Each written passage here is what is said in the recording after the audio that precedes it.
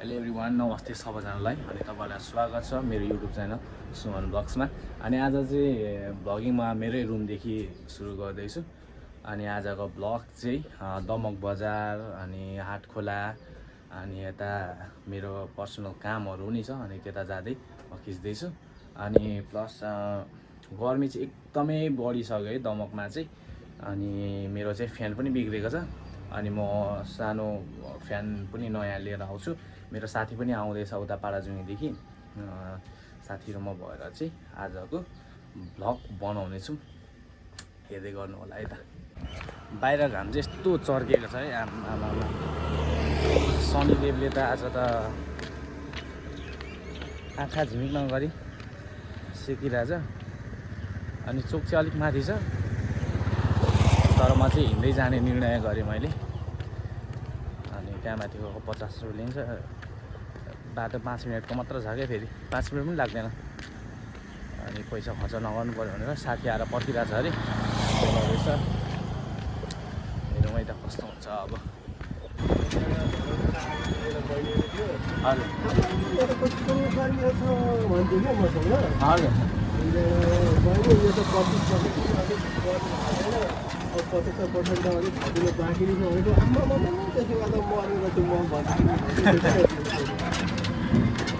भर्खरले चाहिँ मलाई लिफ्ट दिनुभयो भर्खरै माथिसम्म।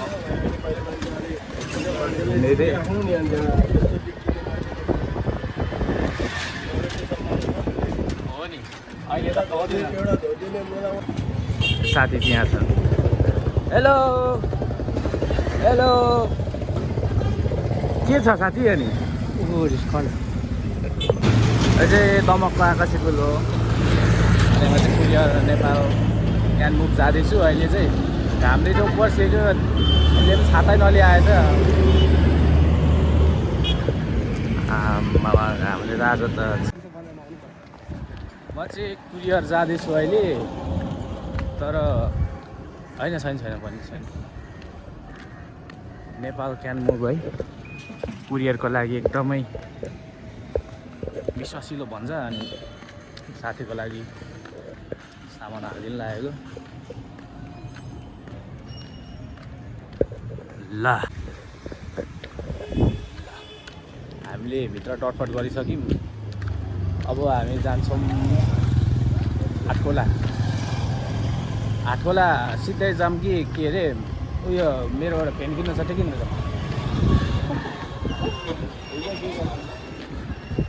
कस्तो लाग्दैछ त साथी? अनि मेरो भ्लगमा 100 सब्सक्राइबर प्लस भइसक्यो। अब म पनि यहाँ के अरे युट्युबर भन्दा पनि अर्को के भन्छ म्यासल बाहिर। अहिले चाहिँ म दमकको म्यासल मेन बजार विशाल बजारमा आइपुगेँ।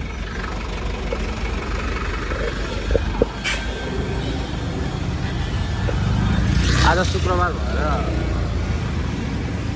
प्रायः जस्तो चाहिँ सबै बन्द छ, तर पनि भिडै छ, सबै खुल्ला हुन्छ।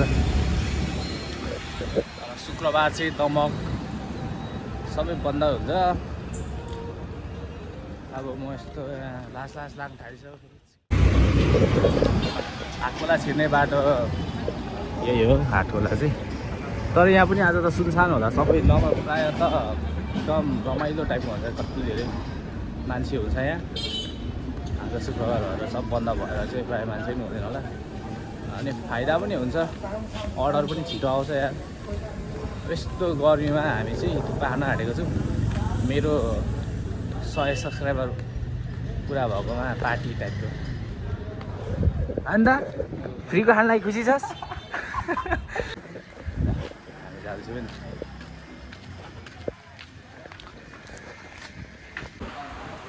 ल हामी थुक्पा च्यालेन्ज गर्छौँ।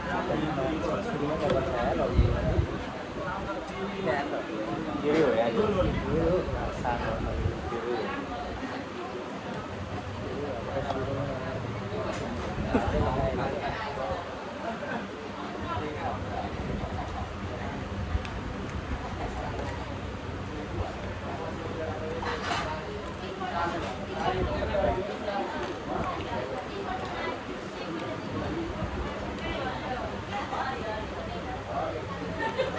हात खोलाको जस्तो थुक्पा चाहिँ कहीँ पाउँदैन है दमकभरिले।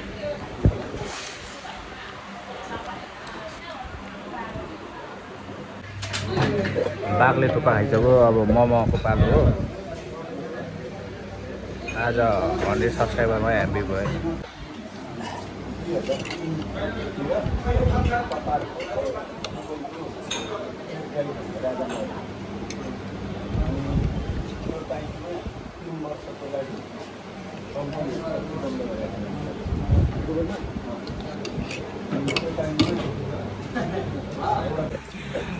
अहिलेसम्म खाएको भ्लग मात्र गर्दै चाहिँ, तर मैले रेकर्डै खिचेको थिइनँ रहेछु। बोटलमा अर्कै यहाँ राखेर जस्तो खाएको भ्लग बनाउँदै थिएँ, तर रेकर्डै भएकै रहेन, स्क्याम भयो।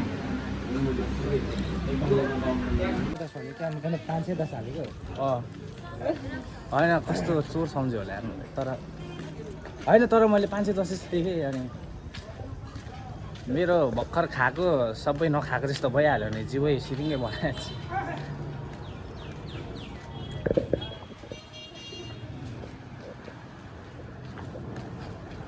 मजा आयो खानु चाहिँ, तर चाहिँ भयो भने यस्तो दामी थुक्पा पाउँछ यहाँ। अनि धरानमा पनि मिठो हुन्छ, तर दमकभरिको चाहिँ सबैभन्दा दामी चाहिँ पाउँछ।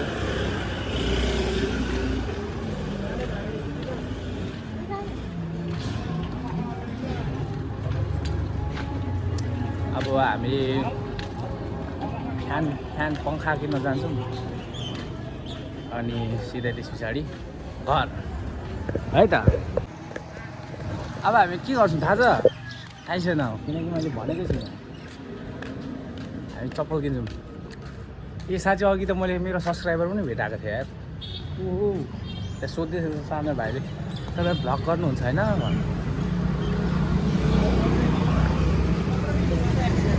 अब हामी चप्पल किन्छौँ। आन्टी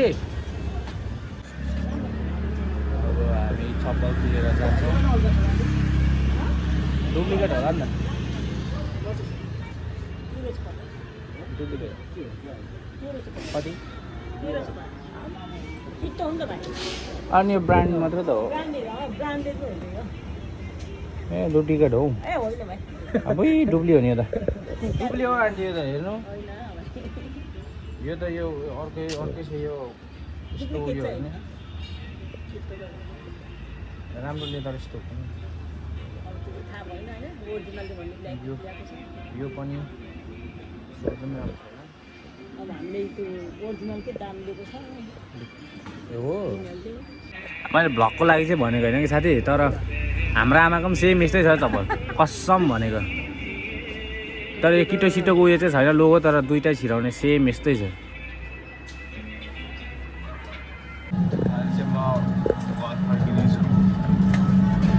मैले फ्यान चाहिँ किनै पाइनँ, अनि बाटोमा साथीसँग गफहरू गरेँ है।